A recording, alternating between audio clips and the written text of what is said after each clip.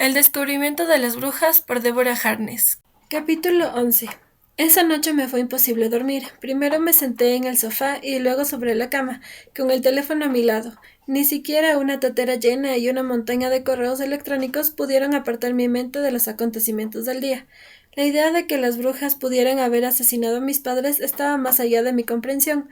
Traté de alejar de mi mente esos pensamientos y me concentré en el hechizo del Ashmore 782 y el interés de Knox por él. Al amanecer todavía estaba despierta, me di una ducha y me cambié. Por increíble que pudiera parecer, no podía ni pensar en desayunar, así que en vez de tomar algo, me senté junto a la puerta y esperé a que llegara la hora de que la bodeleína abriera. Luego recorrí la breve distancia hasta la biblioteca y me dirigí a mi asiento habitual. Tenía el teléfono en mi bolsillo con el modo vibración, a pesar de que odiaba que los teléfonos empezaran a sonar en medio del silencio. A las 10:30 Peter Knox entró tranquilamente y se sentó en el extremo opuesto de la sala.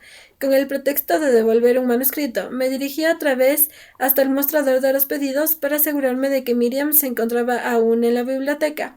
Allí estaba y parecía enfadada. No me digas que ese brujo se ha sentado allí. Efectivamente, no aparta su mirada de mi espalda mientras trabajo. Ojalá yo fuera más corpulenta, exclamó Miriam con el ceño fruncido. Tengo la sensación de que se necesita algo más que el tamaño para disuadir a esa criatura. Le dirigí una sonrisa irónica. Cuando Matthew entró en la ala Selden sin previo aviso y sin hacer el menor ruido, ningún círculo helado en la espalda me anunció su llegada. En cambio, hubo toques de copos de nieve en mi pelo, mis hombros y mi espalda, como si estuviera examinándome rápidamente para asegurarse de que yo estaba entera. Aferré con los dedos la mesa que tenía delante de mí. Durante unos instantes no me atreví a girarme por si solo se trataba de Miriam. Cuando vi que efectivamente era Matthew, mi corazón dio un solo brinco con un ruido sordo. Pero el vampiro no me miraba a mí, sino a Peter Knox, con un rostro feroz. Matthew, lo llamé en voz baja poniéndome de pie. Apartó sus ojos del brujo y se acercó a mí. Cuando fruncía el ceño con aire vacilante ante su fiera expresión, me dirigió una sonrisa tranquilizadora. Tengo entendido que ha habido algún alboroto. Estaba tan cerca que el frío de su cuerpo causaba la placentera sensación de una brisa en un día de verano. Nada que no pudiéramos controlar, repliqué con voz inexpresiva, consciente de la presencia de Peter Knox. ¿Puede nuestra conversación esperar solo hasta el final del día? Preguntó Matthew. Rozó con sus dedos una protuberancia en su esternón visible debajo las fibras delicadas de su jersey. Me pregunté qué sería lo que llevaba cerca de su corazón. Podríamos ir a clase de yoga. Aunque no había dormido, un viaje a Woodstock en un vehículo en movimiento con una estupenda protección acústica, seguido de 1 hora y media de movimiento meditativo, parecía perfecto. Eso sería estupendo, acepté sinceramente. ¿Quieres que venga a trabajar aquí? Preguntó inclinándose sobre mí. Su olor era tan fuerte como perturbador. No es necesario, respondí con firmeza. No dejes de decírmelo si cambias de idea. De todos modos, te veré fuera de Hereford a las 6. Matthew sostuvo mi mirada unos instantes más, luego dirigió una mirada de odio en dirección a Peter Knox y regresó a su asiento. Cuando pasé junto a su mesa a la hora de comer, Matthew carraspeó. Miriam dio un golpe con el lápiz irritada y se reunió con nosotros. Knox no me iba a seguir a Blackwell. Matthew se ocuparía de que no lo hiciera. La tarde transcurrió de manera lenta e interminable, y me resultó casi imposible mantenerme despierta. A las 5 estaba más que dispuesta a abandonar la biblioteca. Knox se quedó en el ala Selden, junto a un variado conjunto de humanos. Matthew me acompañó escaleras abajo y mi ánimo mejoró cuando regresé corriendo a la residencia. Me cambié y cogí mi esterilla de yoga. Cuando su coche se detuvo ante la verja metálica de Hereford, yo lo estaba esperando. «Has llegado pronto», observó con una sonrisa mientras cogí mi esterilla para meterla en el maletero. Matthew suspiró bruscamente cuando me ayudó a subir al coche, y me pregunté qué mensaje le habría transmitido a mi cuerpo. «Tenemos que hablar». «No hay prisa, antes salgamos de Oxford». Cerró la puerta del coche de mi lado para luego sentarse en el asiento del conductor. El tráfico en la carretera de Woodstock era más intenso debido a la llegada de estudiantes y profesores. Matthew maniobró hábilmente por los sitios donde la densidad de vehículos era mayor. «¿Qué tal en Escocia?», pregunté cuando salimos de los límites de la ciudad, sin importarme de qué hablara, con tal de que me dijera algo. Matthew me miró y luego volvió sus ojos hacia la carretera. «Muy bien». Miriam dijo que fuiste de casa. Respiró silenciosamente, llevando sus dedos a la protuberancia bajo su jersey. No debió hacerlo. ¿Por qué? Porque algunas cosas no deben comentarse con otros que no son iguales a nosotros, dijo con un toque de impaciencia. ¿Acaso las brujas les dicen a las criaturas que no son brujas, que acaban de volver de pasar 4 días preparando hechizos y cociendo murciélagos? Las brujas no cuecen murciélagos, reaccioné indignada. Ya sabes a qué me refiero. ¿Fuiste solo? Quise saber. Matthew esperó un rato antes de responder. No, yo tampoco estuve sola en Oxford. Empecé. Las criaturas... Miriam me lo contó. Aferró con más fuerza el volante. Si hubiera sabido que el brujo que te molestaba era Peter Knox, nunca me habría ido de Oxford. Tenías razón, espeté. Necesitaba hacer mi propia confesión antes de abordar el tema de Knox. Nunca he dejado la magia fuera de mi vida.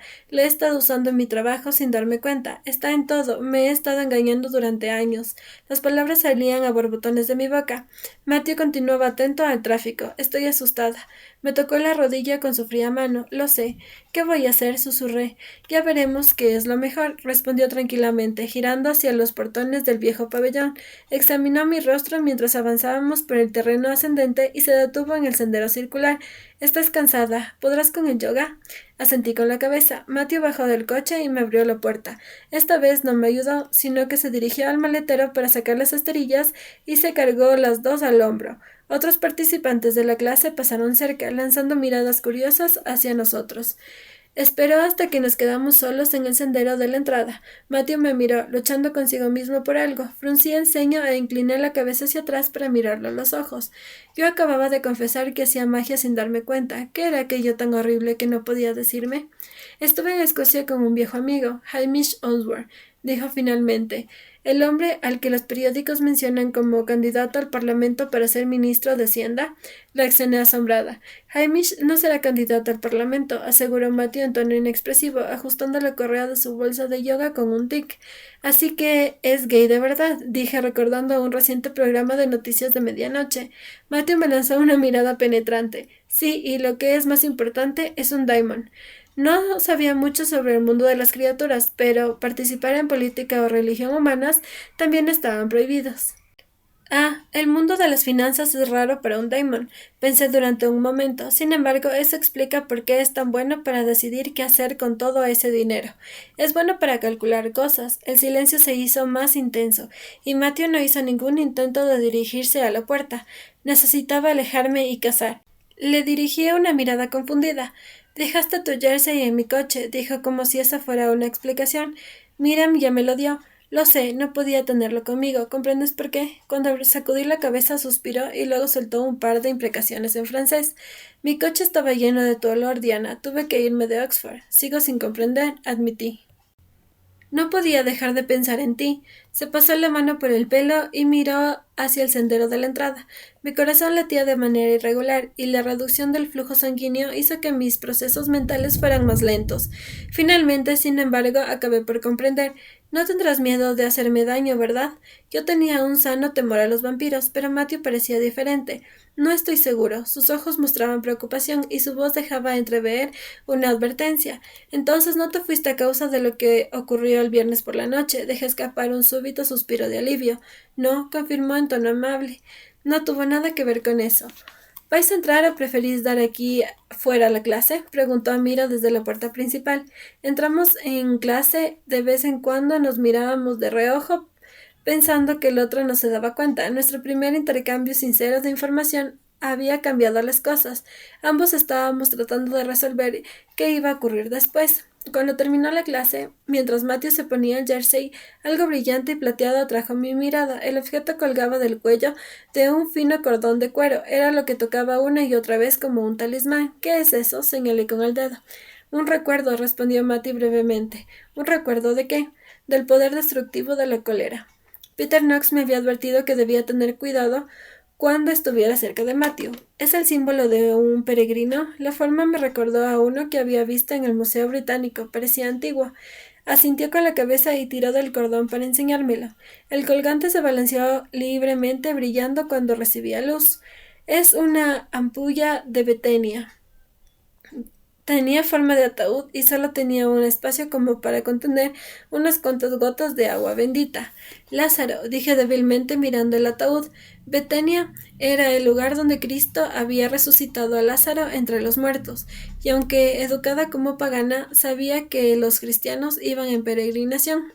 Lo hacían para expiar sus pecados. Matthew dejó deslizar la ampulla debajo del suéter, ocultándola de los ojos de las criaturas que todavía estaban saliendo de la sala.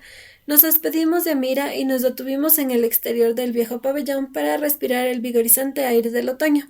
Estaba oscuro y a pesar de los faros que iluminaban los ladrillos de la casa. ¿Te sientes mejor?, preguntó Matthew, irrumpiendo en mis pensamientos. Asentí con la cabeza. Entonces cuéntame lo que ha ocurrido. Se trata del manuscrito. Knox lo quiere. Agatha Wilson, la criatura que conocí en Blackwell, me dijo que los Diamonds lo quieren. Tú también lo quieres, pero el Ashmore 782 está hechizado. Lo sé, me respondió. Un búho blanco bajó volando delante de nosotros, agitando sus alas en el aire. Me estremecí y levanté los brazos para protegerme, segura de que iba a golpearme con el pico y las garras. Pero de inmediato el búho perdió el interés y voló alto hacia los robles que franqueaban el sendero de la entrada. Mi corazón latía con fuerza y una repentina oleada de pánico me recorrió de pies a cabeza. Sentí la menor advertencia. Matthew abrió de golpe la puerta trasera del jaguar y me empujó hacia el asiento. Mantén baja la cabeza y respira, ordenó agachándose sobre la grava con los dedos apoyados sobre mis rodillas. La bilis subió. No había nada en mi estómago salvo agua, y se arrastró subiendo por mi garganta, ahogándome. Me topé la boca con la mano, dominada por las arcadas. Él estiró su mano hacia mí y apartó un mechón de pelo hacia detrás de mi oreja. Sus fríos dedos me resultaron tranquilizadores. Estás a salvo, aseguró. Lo siento mucho. Me pasé la mano temblorosa por la boca mientras la náusea iba desapareciendo. El pánico empezó anoche, después de estar con Knox. ¿Quieres caminar un poco? No, me apresuré a decir. El parque me parecía enorme y oscuro, y notaba una gran debilidad en mis piernas. Matthew me observó minuciosamente. Te llevaré a casa. Ya continuaremos con esta conversación. Me ayudó a salir del asiento trasero y me sostuvo ligeramente la mano hasta que me colocó en el asiento delantero del coche. Cerré los ojos mientras él subía. Estuvimos sentados en silencio un instante y luego Matthew puso el motor en marcha. El jaguar cobró vida rápidamente. ¿Te ocurre esto a menudo?, preguntó con voz neutra. No, gracias a Dios, respondí. Me ocurría bastante cuando era niña, pero ahora estoy mucho mejor. Es solo un exceso de adrenalina. La mirada de Matthew se detuvo en mis manos mientras me quitaba el pelo de la cara. Lo sé, respondió otra vez más, soltando el freno de mano y saliendo hacia el sendero de la entrada. ¿Puedes olerlo?, asintió con la cabeza. Ha ido aumentando en ti desde que me dijiste que estabas usando magia. Por eso haces tanto ejercicio, correr, remar y yoga.